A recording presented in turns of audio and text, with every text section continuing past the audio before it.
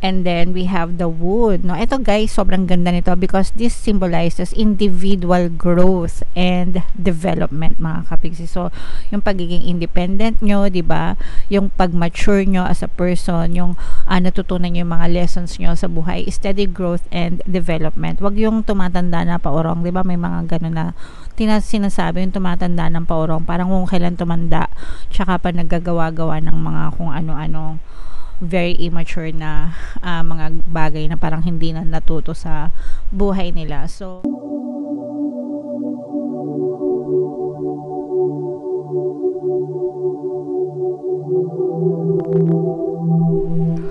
hello guys, hello Cancer, welcome back to Pinay Pixie Tarot.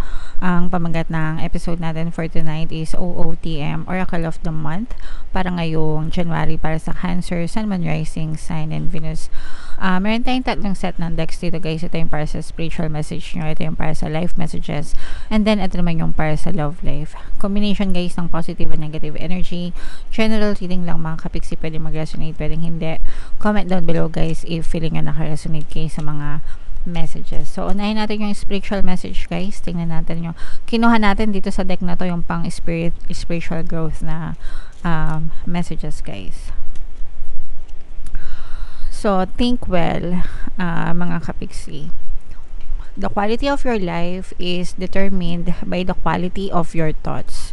If you want to improve any area of your life, you must improve the way you think about it. Think abundance, not lack. Think joy, not sorrow. Think forgiveness, not resentment. So, ito guys, yung palagi ko sinasabi sa inyo na your physical reality, your 3D is always pushing out kung ano yung dominant thoughts nyo. Ibig sabihin kung ano yung palagi nyong iniisip. Alright?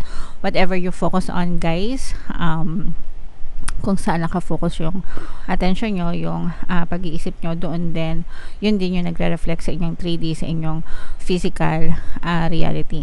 Ang kagandahan dito, mga kapiksi, is that everything is changeable and malleable. Lahat pwedeng magbago because nagbabago din yung pattern of thoughts mo. Okay? So, that's why may mga tao na kunwari, mga laki sila sa hirap, ganyan, tapos nagiging mayaman sila, umuunlad sila or maasenso kasi nagbabago yung paniniwala nila, nagbabago yung pananaw nila sa buhay.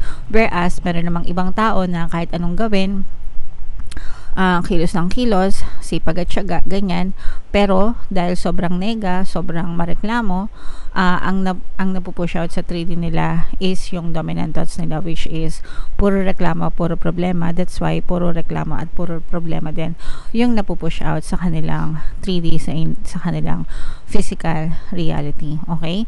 So guys, wag nyong antayin na magbago yung buhay nyo kasi hindi yan magbabago unless magbago ka ng iniisip, ng paniniwala, ng belief system mo. Okay? May mga nababasa ako sa mga comment section, puro blessing, pero ang hirap-hirap pa rin naman ang buhay ko, kailan ba dadating yung blessing na yan, diba? So may mga ganon harsh comments, pero you don't realize guys na your life will not change unless you change. Okay? Narinig mo nga sa reading, sabi blessing, sabi pagpapala, pero ano yung focus ng attention mo? Pagpapala ba talaga? Blessing ba talaga? Baka naman ang focus ng attention mo nasa problema pa rin. Ang focus ng attention mo nasa mga pagrereklamo pa rin. Sinabihan ka na nga, be grateful, di ba?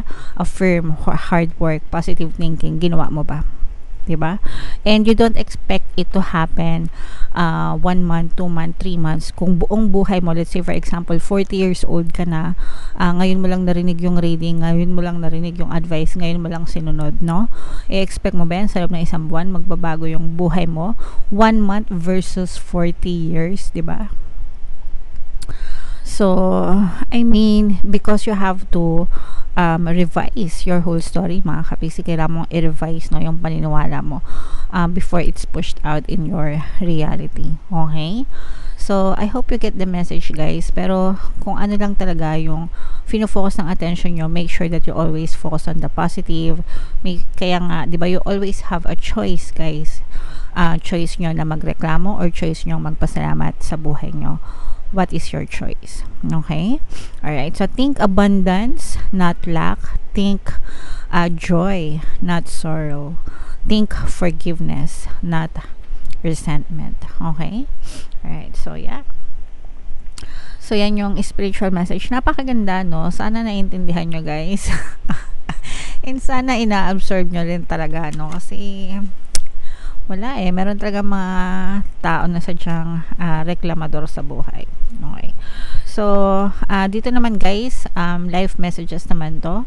So, i-shuffle ko to. Habang sinashuffle ko to, panoorin nyo muna itong video natin regarding sa ating paano mag-manifest ng abundance video course.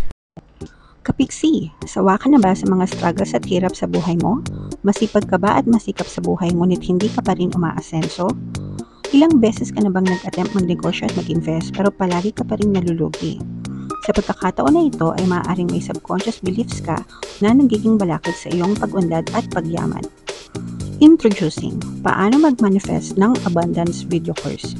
Dito ay matututunan mong ma-overcome ang mga balakid mo para tuluyan ka ng umunlad, umasenso, sumagana, maging matagumpay, successful at maswerte sa iyong kabuhayan, pera, trabaho, negosyo, salapi at kaperahan ng bonggang-bongga. Dali, mag-send na ng email sa pinoypixitaro@gmail.com at simulan na ang iyong pagyaman ngayon.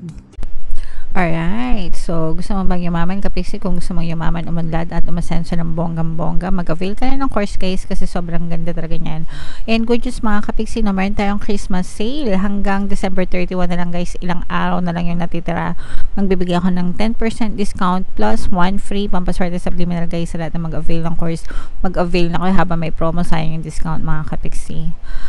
Ito yung mga messages natin for you, no? So we have the watery and the wood, mga kapiksi. So unahin natin ito guys. Ito yung cooperation guys. Ito yung magandang pakikisama natin sa ibang tao. Maganda yung pakikipagkapwa tao natin. And pagka maganda tayo makisama mga kapiksi, talaga naman yung pakikisama din ng ibang tao sa atin, maganda yung return niya, maganda yung consequence. Okay, so ito guys, pakikisama to sa lahat ng tao, sa pamilya mo, no? Lalo na sa pamilya mo, di ba? Mga kaibigan mo, kung tinatrato mo na maayos yung ibang tao, dapat mas tratuhin mo na maayos yung mga kasama mo sa bahay, di ba? Sa mga kaibigan mo, sa kapitbahay nyo, di ba? Yan yung mga palagi nyong nakakasama, mga kapiksi, mga kasamaan sa trabaho. So, dapat maganda yung kapwa tao nyo, pakikisama nyo. Kasi at the end of the day, kayo din yung magtutulungan no? Paano na lang yung isipin mo na lang, di ba? Kung asama-sama ng ugali mo, pagtanda mo, sinong tutulong sa'yo, di ba? Nga. So, dapat ganon, maisama tayo ng maayos sa mga kapwa natin, mga kapiksi. Alright? And then, we have the wood. No? Ito guys, sobrang ganda nito because this symbolizes individual growth and development, mga kapiksi. So, yung pagiging independent nyo, di ba? Yung pag-mature nyo as a person, yung natutunan nyo yung mga lessons nyo sa buhay, steady growth and development. Wag yung tumatanda na paurong, di ba? May mga ganon na sinasabi yung tumatanda ng paurong, parang kung kailan tumanda, tsaka pa naggagawa-gawa ng mga kung ano-ano, very immature na mga bagay na parang hindi na natuto sa buhay nila. So, maganda ito na magkakaroon kayo ng steady growth and development sa buhay. Yung mga experiences nyo, magsilbing lesson sa inyo, mga kapiksi, okay? And yung iba sa nyo guys, talaga yung mga talents and skills nyo, no, talaga nagsha-shine kayo, shine bright like a diamond. Yeah. Parang kanta lang, no? Shine bright like a diamond. So, yung iba sa inyo guys, talagang kumikinang, nagsha-shine kayo dahil sa sarili nyong husay sa mga skills nyo, sa mga talents nyo. So, i-develop nyo lang siya nang i-develop and other people will admire you. Mga kapiksi, you have a lot of admiration to receive and nakakapag-inspire din kayo ng ibang tao, mga kapiksi. But of course, kailangan yung intention nyo, no? Dapat yung intention nyo palaging mabuti din lang, mga kapiksi, para mabuti din yung palaging babalik sa inyo. Alright? Okay, so grabe, sobrang ganda ng mga messages for you, Cancer. Ngayon naman, tingnan natin yung love life nyo. Ito naman yun. So, shuffle ko to guys. Habang sinashuffle ko to guys, naka-flash sa screen nyo yung ating email coaching, Manifest Your Desires Using the Law of Attraction. If meron kayo mga specific na gusto nyo i-manifest, pwedeng love and relationship, pwedeng money or career guys, pwede kayong magpabook ng email coaching session with me. Mag-send lang kayo ng email sa pinipixitayo@gmail.com.